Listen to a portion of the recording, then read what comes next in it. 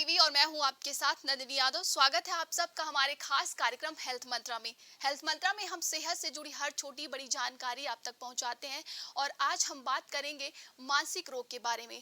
तनाव भरी जिंदगी में लोग कब इसका शिकार हो जाते हैं उन्हें पता भी नहीं चलता है। और आज हमारे साथ मौजूद हैं देश के प्रसिद्ध मनोरोग विशेषज्ञ डॉक्टर आशुतोष श्रीवास्तव। डॉक्टर, बहुत बहुत स्वागत है आपका हमारे खास कार्यक्रम में। सबसे पहले आप हमारे दर्शकों को अपने बारे में थोड़ी ज्यादा जानकारी दे दीजिए।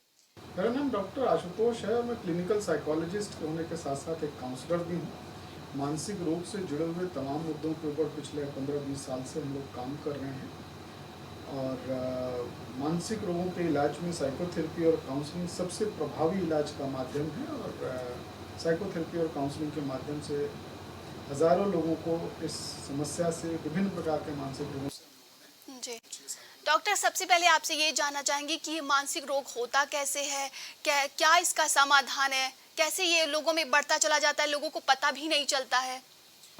देखिए, जैसे शरीर बीमार होता है वैसे मन भी बीमार होता है जी।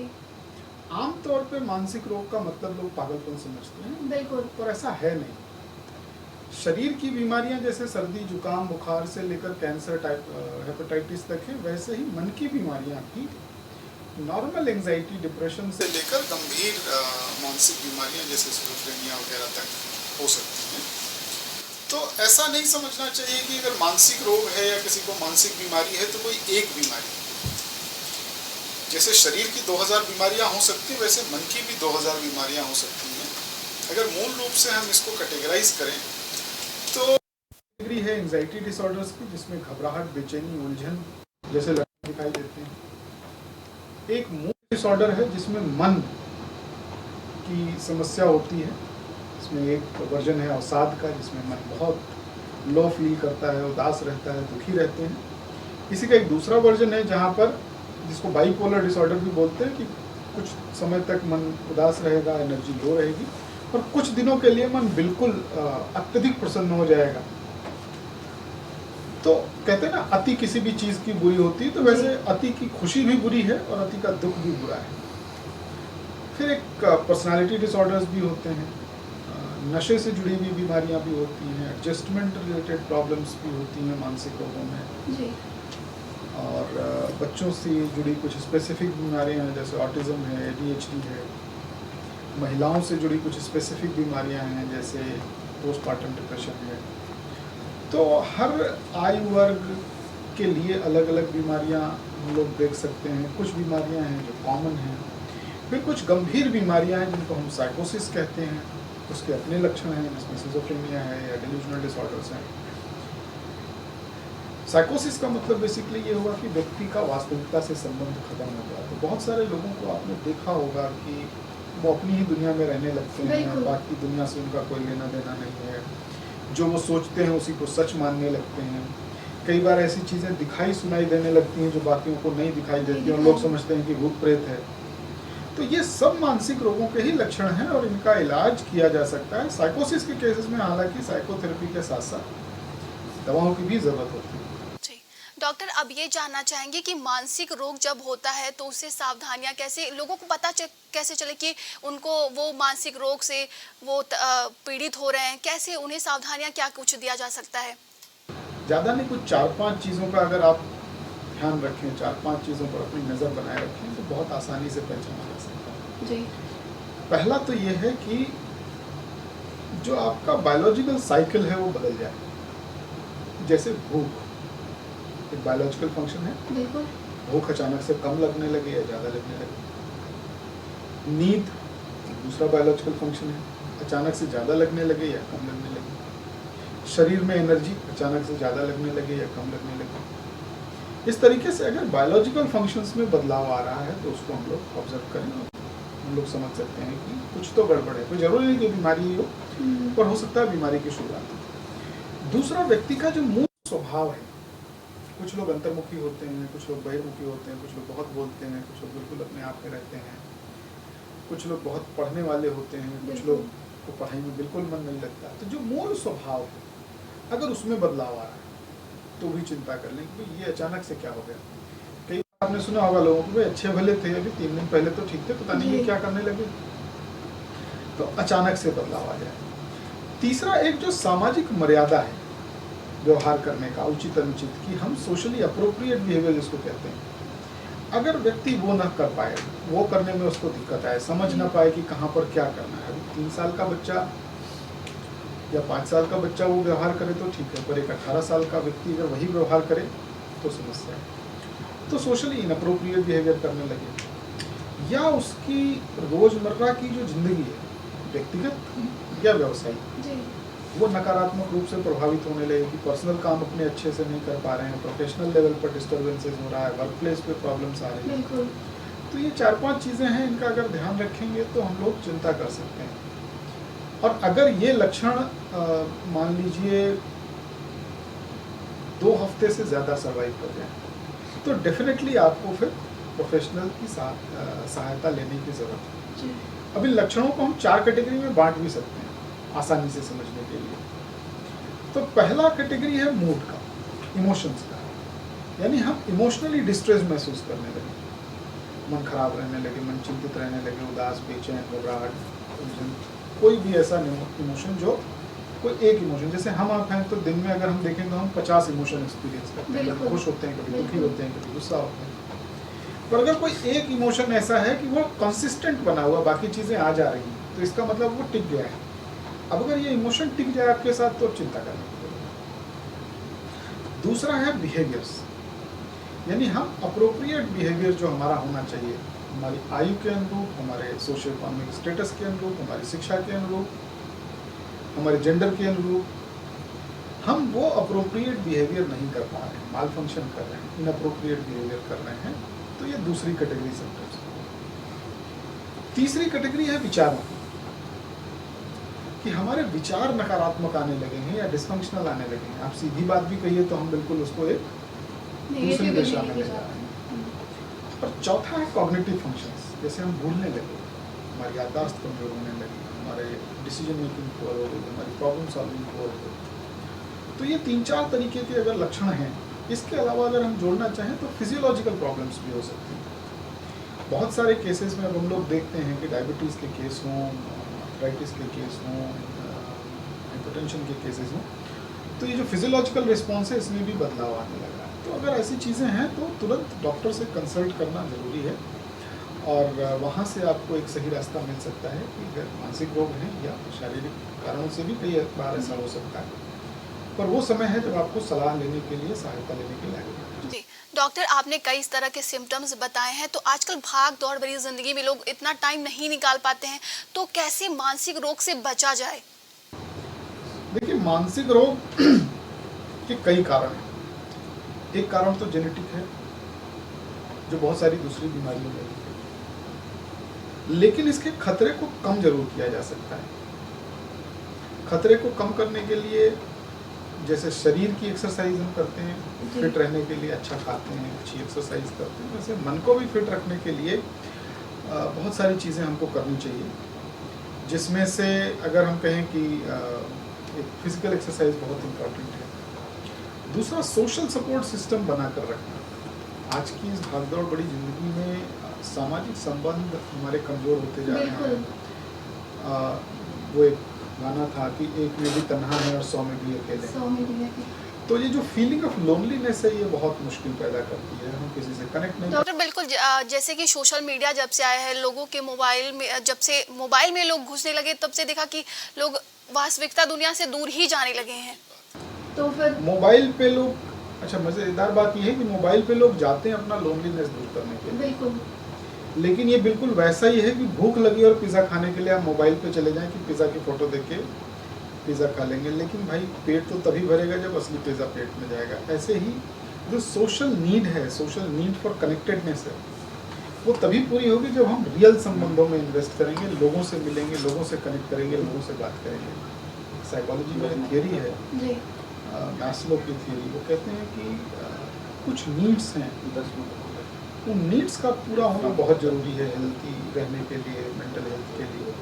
तो उसमें जो पहली नीड है वो तो बायोलॉजिकल नीड्स है, कि हम अच्छा खा रहे हैं, अच्छा सो रहे हैं, अच्छा पहन रहे हैं। लेकिन जो सेकंड नीड है, वो नीड है नीड फॉर सिक्योरिटी। तो आज के समय में ये सेंस ऑफ सिक्योरिटी भी खराब हुई है, कम हुई है। एक जो सोशल इकोसिस्टम था जो हमको सेंस ऑफ प्रोटेक्शन देता था, हर तरीके का प्रोटेक्शन हो, पर्सनल प्रोटेक्शन हो, फिजिकल प्रोटेक्शन हो। याद करिए कि आज से 20 साल पहले अगर कोई एक आदमी बीमार होता था तो 50 लोग उसको देखने जाते थे। एक आदमी कहीं गांव से शहर जा रहा होता था तो 20 लोग उसको स्टेशन छोड़ने जाते थे। आज अपने ही बच्चों को छोड़ने लोग नहीं जा पाते, घर के नीचे ओला करा देते। ओला कैब।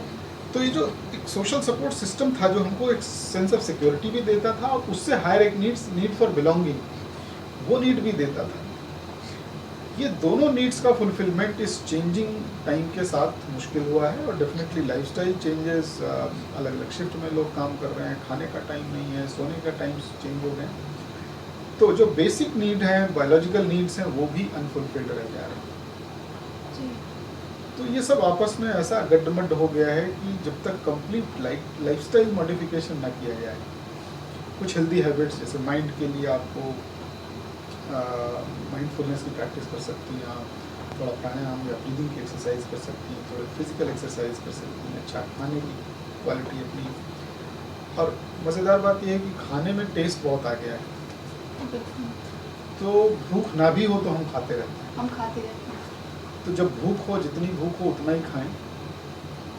और दोस्तों के साथ रिश्तों में जरूरी नहीं कि आप बहुत इंटीमेट रिलेशनशिप्स में, बट ऐसी ट्रस्टेड रिलेशनशिप्स जहां आपके मन में गुड बैड अगली वल्गर जो भी चल रहा है एटलीस्ट शेयर कर सकें without fear of being judged. अगर ये हम कर पाएंगे तो शायद मेंटल हेल्थ के रिस्क को काफ़ी हद तक कम कर पाएंगे।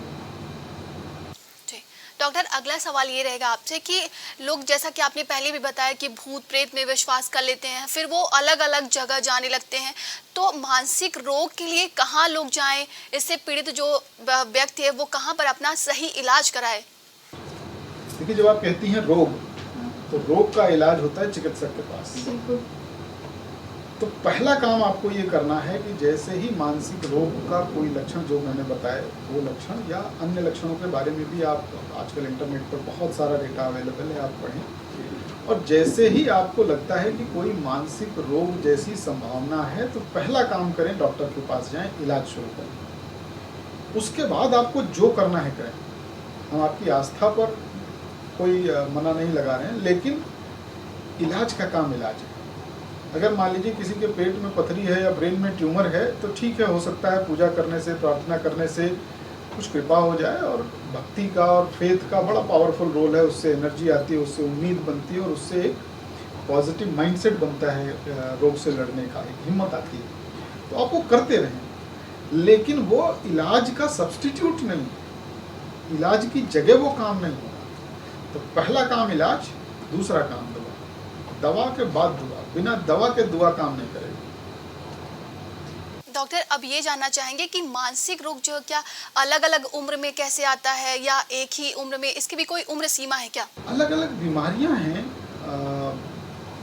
पुराना डेटा तो ये था कि हम लोग ये कह सकते थे कि कुछ बीमारियां एडल्ट्स में होती हैं, कुछ बीमारियां बच्चों में होती हैं, कुछ बीमारियां और ज़्यादा एजेड हो जाने की होती हैं। पर अगर हम कुछ स्पेसिफिक बच्चों की बीमारियां छोड़ दें, जिनको हम न्यूरो डेवलपमेंटल बीमारियां बोलते हैं, तो अब हम 6 साल 7 साल तक के बच्चों में वो बीमारियां देख रहे हैं जो पहले कभी 25-30 साल में दिखती थी, जैसे डिप्रेशन। चाइल्डहुड डिप्रेशन एक नया फिनोमेना है, बहुत कॉमन है। तो ये चाइल्डहुड डिप्रेशन क्या है? ये बच्चों में डिप्रेशन है। पहले डिप्रेशन बड़ों में ही होता था, बच्चों में भी दिख रहा है। पर कुछ बीमारियां हैं जो अभी भी चाइल्डहुड स्पेसिफिक हैं, बच्चों या किशोरों में ही होती हैं, जैसे ऑटिज्म है बीमारी, ADHD एक बीमारी है, attention deficit hyper activity disorder जिसको बोलते हैं। लर्निंग डिसेबिलिटीज़ एक कंडीशन है जो सिर्फ बच्चों में ही होती है। इसके अलावा कंडक्ट डिसऑर्डर एक समस्या है, जिसमें बच्चों का जो कहते हैं ना कि ये बच्चे बहुत शैतान हैं, बहुत मिसबिहेव करते हैं हर किसी के साथ, तो कंडक्ट डिसऑर्डर हो सकता है। अथॉरिटी के प्रति विद्रोह ये किशोरों में काफ़ी देखा जाता है, इसको ऑपोजिशनल डिफाइन डिसऑर्डर बोलते हैं। बॉडी डिस्मॉर्फिक डिसऑर्डर होता है, जिसमें लड़कियों में खासतौर से अपने लुक्स को लेकर, अपने फिगर को लेकर एक कॉम्प्लेक्स डेवलप हो जाता है। ईटिंग डिसऑर्डर्स भी इन्हीं किशोरों की किशोरावस्था में शुरू हो जाते हैं, जिसमें बहुत सारे बच्चों को आप देखे होंगे कि या तो बहुत ज़्यादा खाने लगते हैं या खाना ही बंद कर देते हैं। तो इस तरीके से बहुत सारी बीमारियां हैं जो एज स्पेसिफिक हो सकती हैं, बट ज़्यादातर जो बीमारियां हैं इस बदलते टाइम के साथ जो एडल्ट्स की बीमारियां थी वो बच्चों में भी देखने को मिल रही हैं। ऐसे बुजुर्गों में अगर हम कहें तो डिमेंशिया का प्रॉब्लम है, जिसमें याददाश्त चली जाती है, लोग भूलने लगते हैं, अल्जाइमर है, पार्किंसंस है, ये पहले 60 के बाद 65-70 तक लोग इसका ऑनसेट होता था, पर अब बहुत यंग एज में भी हम लोग रेयर केसेस में देख रहे हैं, 30-35 साल 40 साल के केसेस में भी ये बीमारियां शुरू हो रही हैं। तो डॉक्टर, क्या इसको ये माना जाए कि ये सोशल मीडिया है, जिस तरीके से आज लोगों के रूटीन में चेंजेस आ रहे हैं, तो इसके मेन वजह यही है क्या? जिस तरीके से आपने बताया कि पहले बुजुर्गों में देखा जाता था या 30-35 के बाद देखा जाता था, अब चाइल्डहुड में भी आने लगा है। ये पूरी लाइफस्टाइल का असर है। किसी एक चीज़ को ब्लेम करना मुझे लगता है ज्यादती होगी, क्योंकि शरीर की एक्सरसाइज, पुराने जीवन में हम शरीर की भी एक्सरसाइज कर रहे होते थे, दिमाग की भी एक्सरसाइज कर रहे होते थे, पर अब टेक्नोलॉजी डिपेंडेंस इतनी है, सेडेंट्री लाइफस्टाइल इतनी है कि हम लोग जो ब्रेन को स्टिमुलेटेड रखने के लिए, एक्टिव रखने के लिए ब्रेन की एक्सरसाइजेज होती थी वो भी नहीं कर पा रहे हैं, और शरीर की एक्सरसाइजेज भी ऐसी हैं कि 12 घंटे 16 घंटे कंप्यूटर पे या टेबल चेयर पे बैठ के काम कर रहे हैं, तो वो भी नहीं हो रहा है। और हालांकि सोशल मीडिया ने सोशल सपोर्ट सिस्टम को डिस्टर्ब किया है, उसके अपने फैक्टर्स हैं, लॉन्ग टाइम स्क्रीन एक्सपोजर के कारण होने वाली जो प्रॉब्लम्स हैं वो अपनी जगह पर हैं, तो इसका कंट्रीब्यूशन तो निसंदेह है, लेकिन सिर्फ इसको ब्लेम करें सोशल मीडिया को, तो मुझे लगता है ये थोड़ी ज्यादती है। डॉक्टर, आप एक मानसिक रोग विशेषज्ञ हैं, तो हमारे दर्शकों को क्या कुछ आप निर्देश देना चाहते हैं, क्या कुछ संदेश देना चाहते हैं कि वो इस रोग से बचे रहें? मानसिक रोगों से बचना है तो उसका एक ही उपाय है, उसके बारे में जानें, उससे बचने के लिए रोज कुछ करें, और जैसे ही पता चले, जितना अर्ली आप आइडेंटिफाई करेंगे, जितना अर्ली आप इलाज शुरू करेंगे, उतना बेहतर रिजल्ट है। सबसे अच्छी बात है कि अधिकांश मानसिक रोगों का इलाज पूरी तरीके से संभव है। आज से 20 साल पहले, 15 साल पहले ये समझा जाता था कि मानसिक रोग पूरी तरीके से ठीक नहीं होते, लेकिन आज जो एडवांस ट्रीटमेंट के मेथड्स हैं, जो मॉडर्न मेडिसिन है, जो साइकोथेरेपी की टेक्निक्स हैं, अगर सबका एक इंटीग्रेटेड टीम वर्क के तरीके से काम किया जाए तो ज़्यादातर मानसिक रोग पूरी तरीके से ठीक हो जाते हैं। फिर वो चाहे डिप्रेशन हो, चाहे एंजाइटी हो, चाहे ओसीडी हो या कोई और दूसरी बीमारी। तमाम जानकारी के लिए बहुत बहुत धन्यवाद आपका डॉक्टर। तो ये थे हमारे साथ डॉक्टर आशुतोष श्रीवास्तव, जिन्होंने मानसिक रोग के बारे में हमें तमाम जानकारियां दी हैं, किस तरीके से उसे बचा जाए, कैसे अपने लाइफस्टाइल में चेंजेस लागे, उससे हम बचाव कर सकते हैं। ऐसी तमाम जानकारियों के साथ हम दोबारा फिर मिलेंगे। बने रहिए हमारे साथ, देखते रहिए प्राइम टीवी।